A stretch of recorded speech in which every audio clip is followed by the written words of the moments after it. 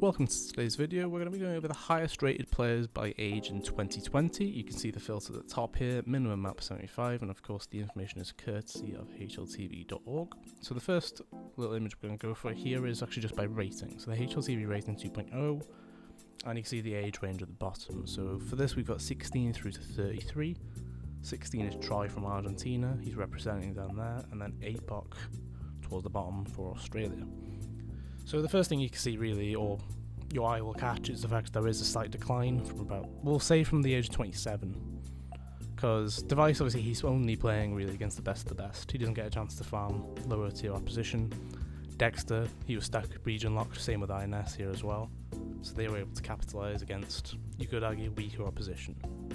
So let's have a look at the next slide just to see something different. So the ADR is shown here. So this is a bit more of a balanced overview, let's say.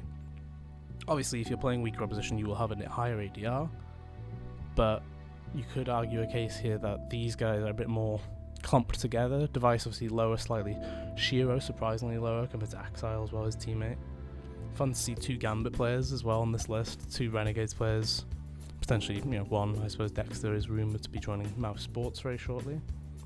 But across the board, I think some of the names to be surprising, I guess, would be that APOC is, I didn't realise he was 33, to be honest. I think that was a big surprise to me. Forrest, not surprising, legend of the game.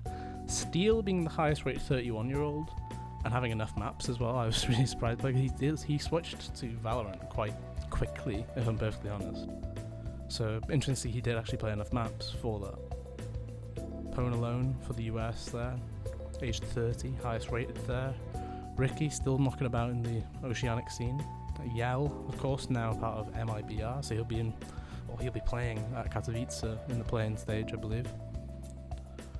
So overall, I mean, it just shows how well ahead Phelps was, just by the fact that he was region locked. He got to destroy everybody in Brazil basically during 2020. There wasn't much else for him to do, and he shined. And our final slide is the kills per round. So again, this just shows Phelps is outrageous. Zaiwu actually quite low compared to Simple on the kills per round level, but I think it's worth noting that Simple probably has to do a lot more in terms of getting kills to impact the rounds. But this is where you truly see a clump. So 28 to 33, they're all in a similar zone here. But you could argue a case, because some of these players have different roles for their teams, right? So if we go through it, I don't know Try and ASAP very well. Axel and Shiro, they're both up and comers, so they'll be both star player levels. Zaiwu, same.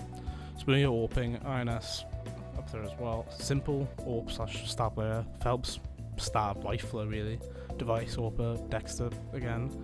And then you get to this point and it's like, well, Yell, he IGLs and AWPs a bit. Ricky, I'm pretty sure he AWPs primarily. He might be IGLing now. That's a potential thing. Pone alone, AWPing as well. Steel IGLing. Forrest used to be the star rifler with this sort of area in the past, but obviously the slow decline, I suppose, could be factored in. And then APOC is that legendary experienced man at the helm in the Oceanic region, I suppose.